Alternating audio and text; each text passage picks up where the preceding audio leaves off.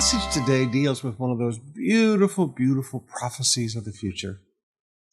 Every year when I go to Israel, and I'll be there in the next few days, one of the things I like to do is stand on the Mount of Olives and not just look across to the Temple Mount and remember Messiah is going to go through that eastern gate, but remember that Jesus' throne will be there on the Mount of Olives, and that there will be a river that will come out from underneath his throne. And it will go down through that Kidron Valley and wash away all those tombs and graveyards that are there. Hang a left at Potter's Field, go down the mountain to the Dead Sea, and every place the river flows, there will be life. The greatest geographical change in the world during the millennium is going to be the river of life. The story is told in Ezekiel 47, beginning with verse 8.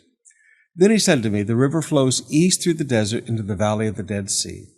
The waters of this stream will make the salty waters of the Dead Sea fresh and pure.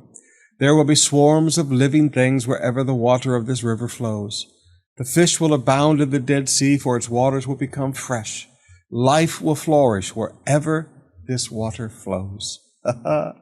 Fishermen will stand along the shores of the Dead Sea, all the way from En-Gedi to En-Eglaim. The shores will be covered with nets drying in the sun. Fish of every kind will fill the Dead Sea, just as they fill up the Mediterranean. But the marshes and the swamps will not be purified. They will still be salty. Fruit trees of every kind will grow along both sides of the river. The leaves of these trees will never turn brown and fall, and there will always be fruit on their branches.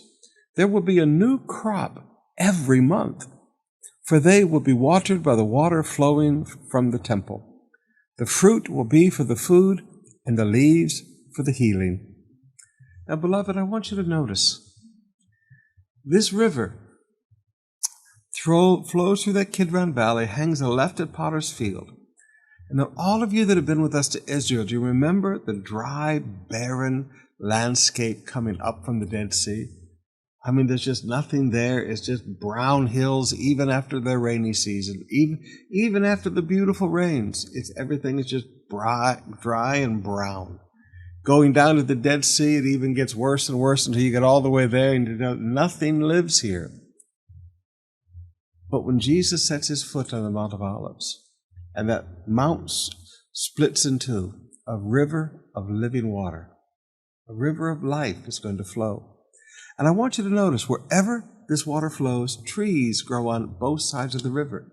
Now, when you go down with us to Israel to the Dead Sea, and you come up that mountain to Jerusalem, and you look that whole area, there is nothing but death. Nothing grows there, all the way to the Mediterranean. Nothing grows. But now, along both sides of the river, trees are going to grow.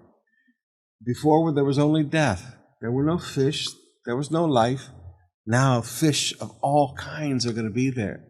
And the fishermen are going to harvest not just the Dead Sea, but that entire river that will reopen. And really, if you look from a satellite map from outer space, you can see where there was an ancient riverbed that flowed all the way through there.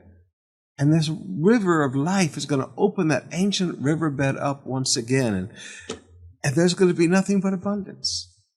But let me just close with this.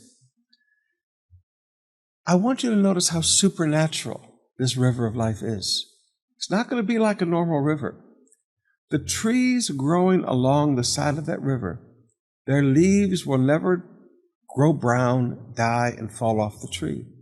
Those leaves will be for the healing of the nation. There'll be a medicinal property in those leaves. And the fruit will be for food. And it will produce a harvest of fruit every month. Every 30 days. Can you imagine a mango tree producing a new crop of mangoes every 30 days? That's what these trees are going to do.